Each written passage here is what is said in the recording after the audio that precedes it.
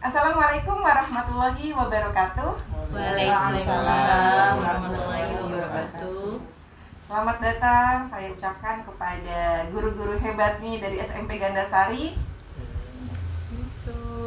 Dan kita ketemu lagi ya sahabat Gantang di Gantang Channel.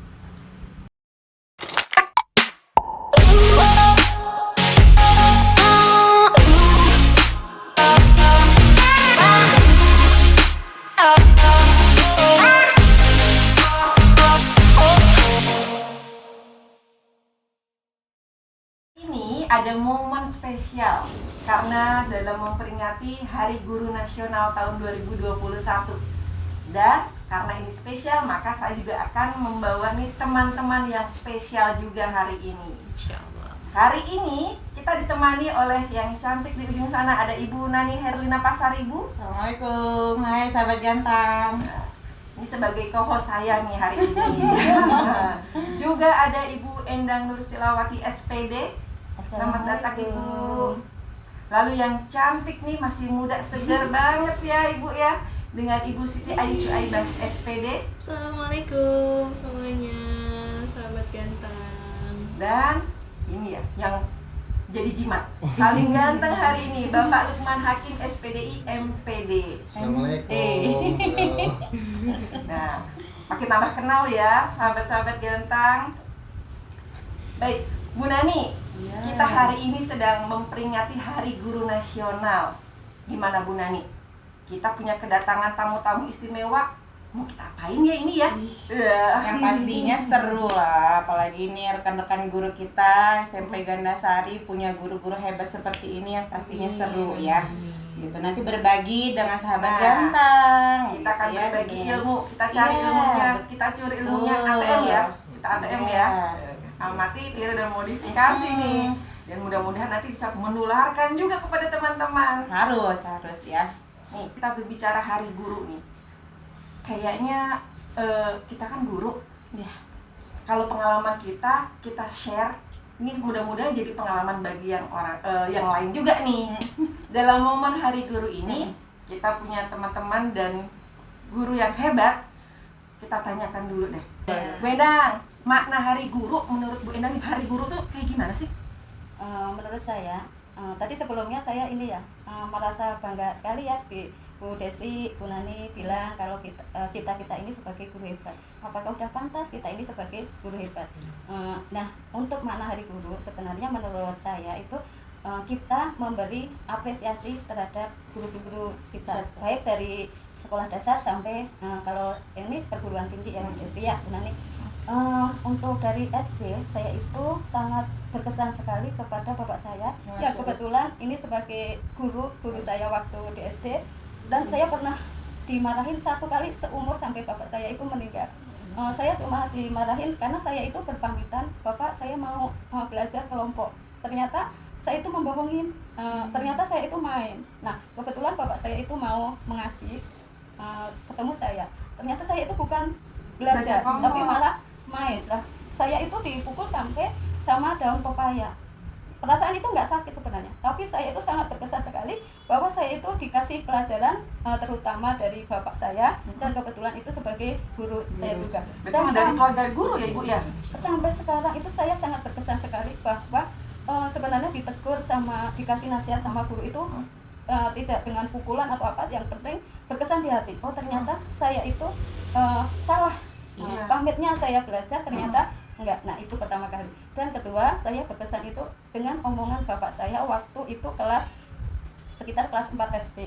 Nah dia itu berkesan, Dok, kalau orang Jawa ya, Dok, masa depan kamu itu ditentukan hari ini juga, bukan besok-besok. Kalau kamu sekarang itu berhasil, insya Allah besok akan berhasil. Ditanamkan itu SD ya, Bu? SD sampai sekarang. Makanya saya terus berubah pola pikir saya. Oh ternyata pada saat ini juga, pada saat SD juga itu sudah untuk menentukan masa depan, bukan besok itu bukan. Jadi itu yang berkesan bahwa kata-kata dari bapak saya Sekaligus dan guru. sekaligus itu sebagai guru saya. Dan sampai sekarang itu masih teringat banget. Ya. Menginspirasi nggak itu Bu? Sangat ya. Jadi saya tanamkan kepada anak saya terutama juga dan anak-anak didik juga bahwa masa depan itu tidak ditentukan belakang-belakang besok-besok, tapi ditentukan saat ini juga. Jangan ditunda-tunda. Jangan ya. ditunda-tunda. Oh. Apalagi kita menunda pekerjaan. Sebenarnya menunda pekerjaan itu menumpuk pekerjaan. Menambah Jadi pekerjaan, menambah nambah ya. pekerjaan. Ya mungkin itu yang sangat berkesan dan sebagai makna Hari Guru kita mengapresiasikan jasa-jasa seorang guru.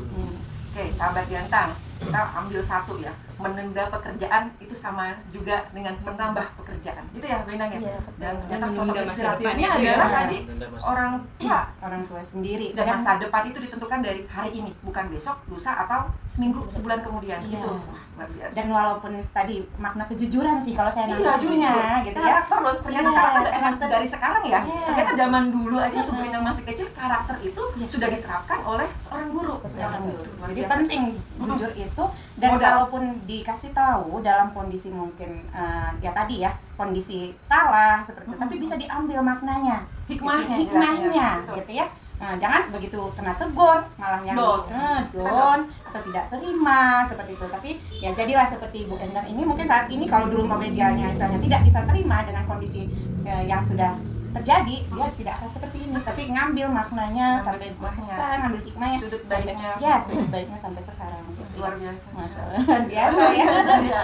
Nah, sekarang kita lihat yang muda nih. Oh, iya. Ya, yang Muda ya. kita di antara kita kayaknya termasuk yang muda gitu ya dibandingkan saya gitu. Oke, Ya, gimana, Bu? Saya 17 tahun. Iya. Pernah. Hebat ya Bu, masih banyak. Saya juga 17 tahun, Bu. Kali 2. Guru matematika soalnya ya. Oh, langsung pakai hitungan. Iya. Bu Ai, ini Bu Ai ini merangkap sebagai guru bahasa Indonesia dan Seni budaya. seni budaya. Berarti jiwa seni banget nih ya. Gimana, Nah, Bu? Bu Ai coba ceritakan nih Makna Hari Guru. makna Hari Guru. Ya, saya sependapat dengan Bu Endang bahwa Hari Guru itu hari di mana kita mengapresiasi seluruh guru yang ada di Indonesia. Di mana apresiasi ini yang akan menumbuhkan kembali semangat para guru untuk tidak berkarya sampai di situ. Tapi kita harus menjadi lebih baik lagi, menjadi lebih baik lagi. Dengan apresiasi itu kita menjadi lebih baik lagi. Dan harus berani mencoba hal-hal yang baru. Ya, Ada inovasi betul. di Inovasi, situ. Ya, tentunya. betul. Yang lebih baik, kreatif dan inovatif tentunya. biasa.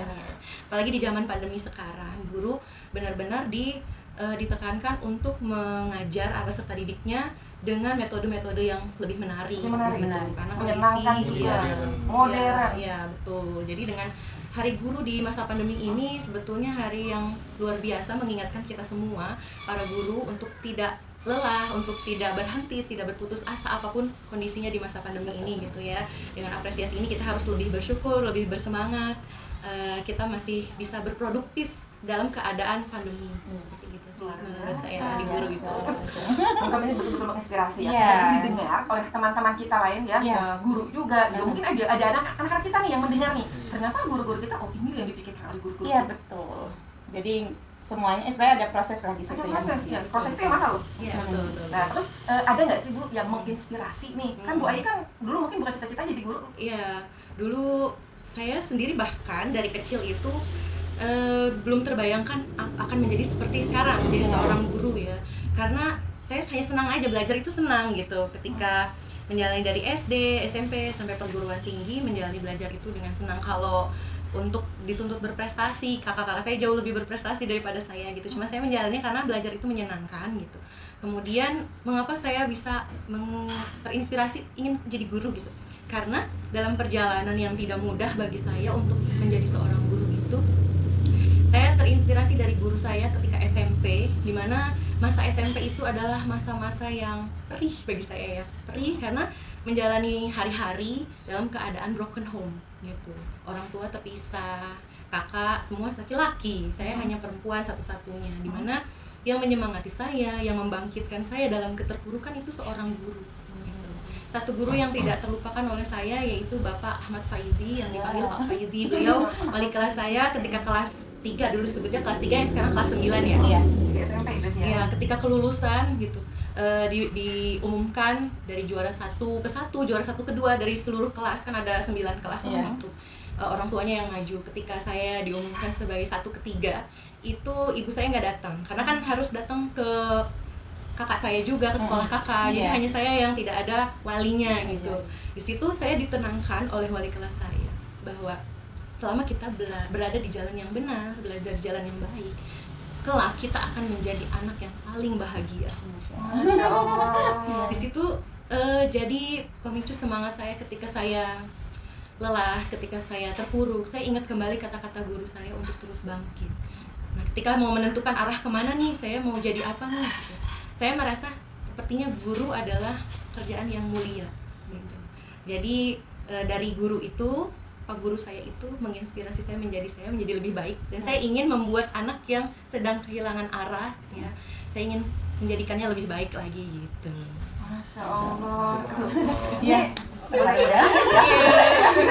bisa diambil dari ceritanya Bu Ai, kalau saya maknai gini, jadi ada masanya kita itu terpuruk, ada masanya kita itu kayaknya nggak baik-baik saja. Berada pada titik terendah ya. Iya, dalam titik terendah, tapi tetap aja berusaha aja, jangan sampai putus asa atau putus sekolah. Itu nggak akan ketemu nantinya masa-masa yang kita itu bisa melewati itu gitu. Jadi terus aja jalan di tracknya gitu ya, walaupun nanti mungkin ya alhamdulillah ada Dari yang bagus tangannya. gitu. Ada mungkin nanti nih sahabat gantengnya nilainya langsung anjlok, ikutin aja dulu Ikutin alurnya dulu. alurnya Ikutin ikutin prosesnya. dulu, ikutin prosesnya, nikmati prosesnya. Nanti ketemu yang klik, yang bikin semangat, nah di situ bisa bangkit nantinya. Kalau saya maknanya seperti itu, benar nggak, Bu? Betul sekali, Bu Nani. Jadi harus yakin juga bahwa di balik semua kejadian yang menimpa kita sudah ada skenario dari Allah ya. Betul. Dan nggak selamanya kita ada di bawah. Roda itu kan terus berputar. Masya Allah, iya betul. Jadi tetap semangat ya sahabat ganteng ya.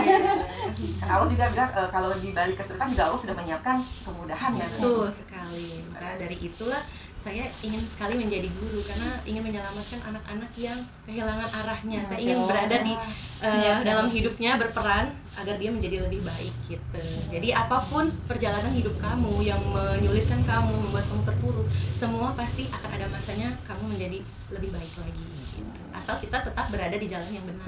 Ya, benar. Ini pada Bapak sekarang Ahmad Faizi. Oh, Ahmad Faizi. Iya. Pada Bapak Ahmad Faizi kalau menonton tayangan ini loh. Ibu Ai, muridnya Bapak sekarang sudah bisa menjadi orang yang hebat. Amin, Ya. amin, semoga ya. Tapi Yang semua penting kita terus semua atas jadi lebih dukungan baik. dari Bapak ya, gitu. Tuh sahabat ganteng juga nih, Dan, kalau yang nonton nih, Ibu Ai, Ibu Bapak yang di sini siap membantu, siap Membantu. menjadi sahabat kalian, tempat berbagi, sebagaimana Bu Ai juga berbagi dengan guru Gurunya, sebelumnya, betul. gitu ya. Nah, jadi ya pastinya kita di sini siap membantu, yang mengantarkan kalian ke arah yang lebih baik lagi. Tujuannya untuk ke sana menuju ya, kesuksesan, Ibu betul. Bapak ya. Nah, terima kasih ya Bu Ai ya. Lalu ada Sama-sama. Pak Lukman. Pamungkas nih ya. Pasti kalau Paling saya ganteng di sini ya. Sedikit kan ngobrol ya, tapi kan belum share dengan teman-teman ya, dengan sahabat ganteng.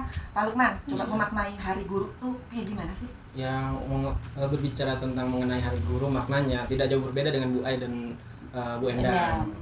Tapi berdasarkan tadi cita-cita jadi seorang guru, dulu tuh nggak terpikirkan sama seperti Bu Ai. Bahkan saya ada omongan jelek gitu, buat apa sih jadi guru? Untungnya jadi guru. Nah, Iya. setelah sekolah dan tentunya di SMP, puncaknya di SMP. Di SMP itu saya dituntut untuk bisa menghafalkan sebuah hadis. Nah, dan kemudian kalau mau lulus harus bisa hafal hadis itu. Ada sebuah hadis yang saya hafalkan. Setelah dihafalkan, saya perdalam, saya resapi. Ternyata Bagaimana tuh bunyi hadisnya, Pak? bunyi hadisnya yang pertama, khairukum man talamal Qur'an wa 'allama. Sebaik-baiknya kamu adalah orang yang bisa belajar Al-Qur'an dan mengajarkannya. Nah, di sini saya belajar Quran pun sebetulnya dari kelas 1 SD saya sudah menginjak Al-Qur'an gitu, maksudnya masuk membaca Al-Qur'an. Cuman pada saat ngaji itu saya belum bisa diloloskan, hanya dibulak-balik. Ternyata saya berpikir kenapa sih saya nggak diloloskan ke halaman selanjutnya. Ternyata terpikirkannya, terjawabnya nanti setelah saya lulus dari SMP. Ternyata ini manfaat saya tidak diluluskan lebih cepat karena agar saya bisa benar-benar memahami Al-Qur'an. Dan di situ pula saya berpikir, oh saya juga ingin menjadi manusia terbaik dong ya. Lalu bagaimana caranya? Yaitu saya mempelajari Al-Qur'an dan kemudian saya amalkan. Dan satu hadis lagi, sebaik-baiknya manusia adalah manusia yang bermanfaat pada orang lain. Itu saya resapi terus. Dan akhirnya terpikirlah menjadi seorang guru. Yang jalannya sangat berliku ya. Dari SD, SMP, bahkan ke SMK, tidak masuk SMA tapi masuk SMK. Yang katanya SMK SMK bisa sekolah langsung kerja. Langsung kerja ya. Intinya kerja ya. Dan setelah di SMK lulus, saya putus arah lagi nih. Katanya mau jadi guru tapi pengen kerja juga. Akhirnya kuliah sambil kerja. Mencari kuliahan yang bisa sambil kerja, mencari biaya juga. Ya sambil yang bisa sambil belajar. Dan kemudian apa namanya?